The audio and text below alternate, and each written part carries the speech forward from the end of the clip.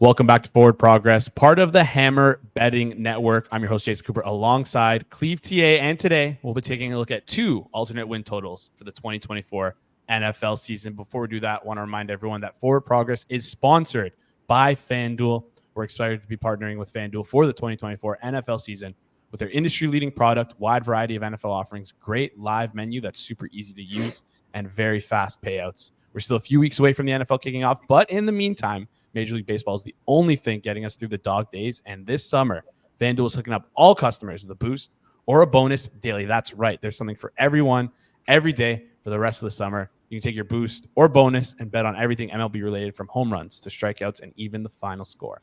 Plus, with FanDuel, you can combine your bets in a live same-game parlay for a shot at an even bigger payout. So head over to FanDuel.com and start racking up some runs in the sun. Must be 21 plus, 18 plus in DC, and present in select states. Opt-in required. Wager requirements apply. Bonuses awarded as non-withdrawable bonus bets or profit boost tokens. Restrictions apply, including bonus expirations. See terms and conditions at fanduel.com/sportsbook. Gambling problem? Call 1-800-GAMBLER or visit rg-help.com. In Colorado, DC, Illinois, Iowa, Kansas, in affiliation with Kansas Star Casino, Kentucky, Louisiana, Michigan, New Jersey, North Carolina, Ohio, Pennsylvania, Tennessee, Vermont, Virginia, and Wyoming. Call 1-800-NEXT-STEP or text NEXT-STEP to 53342 in Arizona.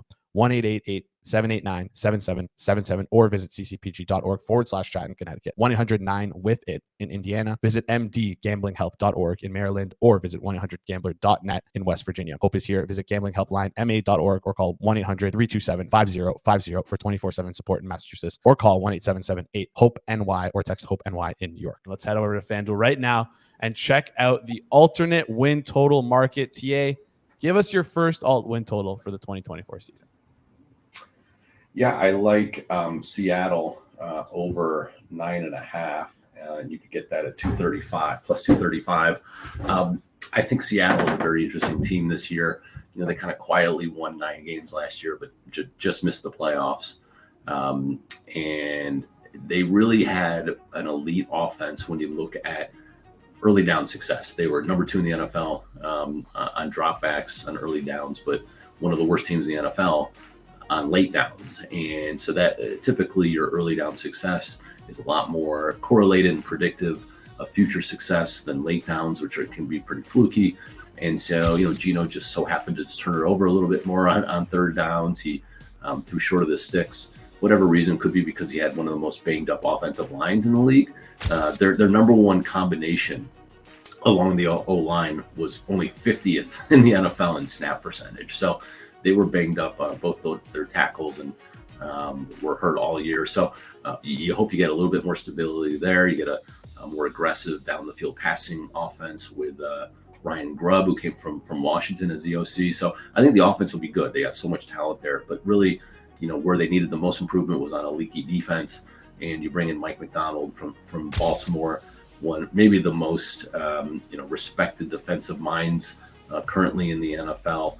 He was awesome with the Ravens last year, turned them into the best unit on defense, and it really did it with not a ton of talent. I mean, Kyle Hamilton at safety is your best player. Justin Madubuike at defensive tackles, probably your second best player, but really it's not like they were loaded with skill. They had no edge rusher skill outside of Jadeveon Clowney, who's kind of a part-time guy at this point. So, and they led the NFL in sacks with just Jadeveon Clowney, and Kyle Van Noy came off his couch. So it was a lot of scheming, a lot of simulated pressures. He's going to bring that to Seattle. They drafted Byron Murphy, who I really like as an interior defensive lineman. And, you know, they've got good quarterbacks already in place. They've got decent talent. They were worst in the NFL in terms of, I talked about the offense. They were dead last in third down defense, but they were kind of league average on early downs, which I think is more indicative of their talent. So, you know, this team was great on early downs in the NFL. They're just horrible on late downs, which again, I think is more fluky than anything. So I think you get a little regression there. You get really good coaching out of Mike McDonald, a little fresher approach than what they had with Pete Carroll. And I just think that this team has plenty of weapons on offense and a good enough, scheme on defense. They still have that, great home field advantage when they're playing well. You got that home crowd. I don't think 9.5 is very difficult, considering they won 9 the last 2 years, and last year was kind of a disappointment. So, this team beat Detroit on the road. People forget they probably should have beaten the Bengals on the road. they can play teams, they play good teams pretty tough generally. So I'm confident that Seattle's going to be pretty good. They're going to be fighting for a wild card spot. And, I think 9.5 isn't too high of a bar for a team like this, especially at this number. And, historically, kind of the 6.5 to 7.5, 8 win total range is about where you find a lot of your upside sleepers for the playoffs, and you get really good prices there. And Seattle fits that kind of that in that bucket. So I think the Seahawks are a pretty good player. Absolutely. The upsides there, like you mentioned, with their skill positions on offense. New offensive coordinator Ryan Grubb, excited to see what he does. And then obviously McDonald, who is probably going to elevate the floor of this defense. Price right now, the over 9.5 is at plus 235 over on Fanduel. Your second one, TA, who you like and why? Yeah, again, NFC. I think that's where you want to go because of a weaker conference, and we keep seeing a lot of rotation amongst the kind of the lower end of the playoff year in, year out. I like Minnesota over 8.5 as an alternative win total, and you can get that at almost at plus 300. It's a little lower than that, but I think it's really good odds. No one's really talking about them. This is a really talented team. If you strip away the quarterback, and I know hard thing to do in the NFL, but if you strip away the quarterbacks, their roster stacks up, easily amongst the top 5 or 6 in the NFC, maybe top 10 in the league. Like they are loaded at receiver, and Aaron Jones at running back, a top 10 offensive line. Defensively, they've got good pieces at edge rusher with Jonathan Grenard. They brought in Andrew Van Ginkel, who's an underrated pass rusher with Miami. Drafted Dallas Turner in the first round at edge from Alabama.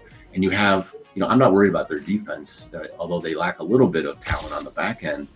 You've got maybe one of the better defensive coordinators in the NFL, Brian Flores, who has done more with less than any other DC in recent memory.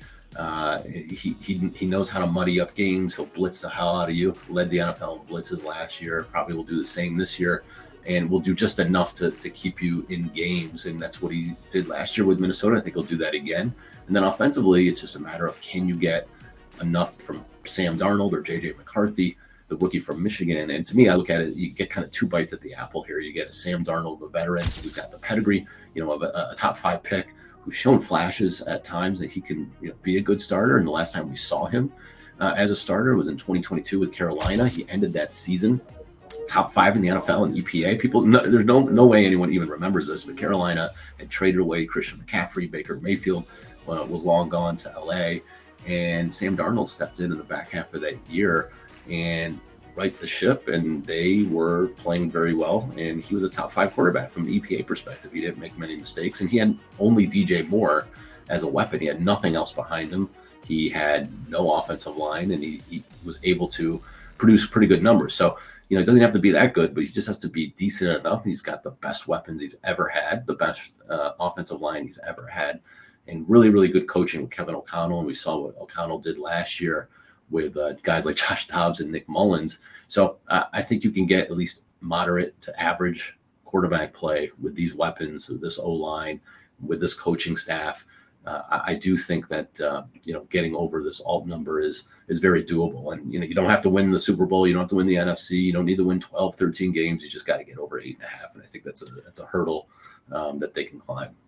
Exactly, and people might not remember this last year, but the Vikings almost beat the Lions with Nick Mullins at quarterback. Yeah, so exactly. I mean, with the talent on offense there, and obviously the defense being as good as it is, the floor is there for the Vikings right now. They're priced at around plus 270 to get over 8.5 wins in 2024. So we're going to lock both those in, plus 270 over 8.5 wins for the Vikings, $100 to win 270 here. And then also the Seattle Seahawks over 9.5 wins, plus 235, 100 to win 235 here. And that just about does it for us here today. So make sure you hit that like button. Make sure you hit that subscribe button so you never miss out on our newest content. Thank you so much for tuning in. We'll see you in the next one.